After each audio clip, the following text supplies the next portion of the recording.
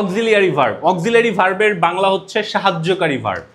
যেসব ভার্বের নিজস্ব কোনো অর্থ নেই এবং বিভিন্ন প্রকার সেন্টেন্সে টেন্সের বিভিন্ন রূপ গঠনের জন্য প্রিন্সিপাল ভার্বকে সাহায্য করে। ভালো করে খেয়াল করেন, বিভিন্ন প্রকার সেন্টেন্সে মানে এক এক সেন্টেন্সে গিয়ে টেন্সের বিভিন্ন রূপ গঠনের জন্য, যেমন কন্টিনিউয়াস টেন্সের রূপ গঠনের জন্য আর গিয়ে ওকে সাহায্য করে এবং আইএনজি তৈরি হয়। আবার পারফেক্ট টেন্স গঠনের জন্য হ্যাভকে ব্যবহার করা হচ্ছে, তাই না, এবং V3 ওখানে নিতে হচ্ছে। তাহলে বিভিন্ন রকম সেন্টেন্সের টেন্সের বিভিন্ন রূপ গঠনে প্রিন্সিপাল ভার্বকে সাহায্য করে। কাকে সাহায্য করে? প্রিন্সিপাল ভার্বকে সাহায্য করে। যেমন দেখেন, আই অ্যাম রিডিং আ বুক। আচ্ছা, এই বাক্যে অর্থ কি? আমি একটি বই পড়ছি। আমি একটি বই পড়ছি। আচ্ছা বলেন তো, আমির ইংরেজি কি? একটির ইংরেজি কি? বইয়ের ইংরেজি কি? পড়ছি, রিডিং। তাহলে এম এর অর্থ কই? আছে? এম এর অর্থ আছে? নেই। এম এর নিজস্ব কোনো অর্থ নেই।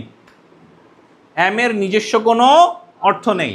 তো যখন বাক্যে কোনো ভার্বের নিজস্ব কোনো অর্থ থাকবে না, তখনই ওইটা হেল্পিং ভার্ব বা অক্সিলারি ভার্ব।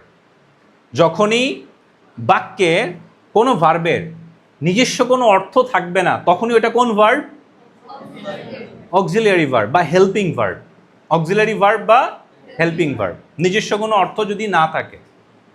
ঠিক আছে, ওকে। আবার খেয়াল করেন, দ্য বয় হ্যাজ ইটেন, এটার বাংলা কি? ছেলেটি খেয়েছে। আচ্ছা, ছেলেটির ইংরেজি কি বললাম? The boy. আচ্ছা, খাওয়ার ইংরেজি, খেয়েছে ইংরেজি কি? ইটেন, তাই না? তাহলে এই বাক্যে ইট মানে বেসিক্যালি খাওয়া। ইট মানে কি? খাওয়া। তাহলে এই যে খেয়েছে, খাওয়াটাকে খেয়েছে বানানোর জন্য হ্যাজ আনা হইলো এবং ইটের সাথে ইএন যুক্ত করে ইটেন করা হইলো, তাই না? কিন্তু হ্যাজের নিজস্ব কি কোনো অর্থ আছে নাকি এই বাক্যে? কোনো অর্থ নেই। ও কি করলো? ও এই বাক্যকে পারফেক্ট টেন্স হইতে সাহায্য করেছে। ওই যে বিভিন্ন প্রকার সেন্টেন্সে টেন্সের বিভিন্ন রূপ গঠনের জন্য প্রিন্সিপাল ভার্বকে সাহায্য করে। কাকে সাহায্য করে?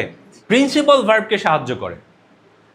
আচ্ছা, they have said prayer, তারা নামাজ পড়েছে। তারা, বা they have offered salat, তারা নামাজ পড়েছে। তাহলে এখানেও আমরা দেখতে পাচ্ছি said prayer, basically say prayer বা offered salat, এটা হচ্ছে মূল ভার্ব, তাই না? যেহেতু ওর নিজস্ব অর্থ আছে, হ্যাবের এখানে নিজস্ব কোনো অর্থ নাই। কথা কি বোঝাতে পারছি? নর্মালি হ্যাভ মানে আছে জানি না, তাহলে এখানে অর্থ করেন তো, তাদের, দে মানে তারা, তারা আসে, সেই পড়েছে নামাজ, কিছু হইল? কিছু হইল না। সুতরাং এই বাক্যগুলোতে ওদের নিজস্ব অর্থ নেই। ওরা জাস্ট প্রিন্সিপাল ভার্বকে সাহায্য করছে। কি জন্য? টেন্স গঠনের জন্য, বিভিন্ন প্রকার টেন্স গঠনের জন্য। এই জন্যই ওরা হচ্ছে হেল্পিং ভার্ব।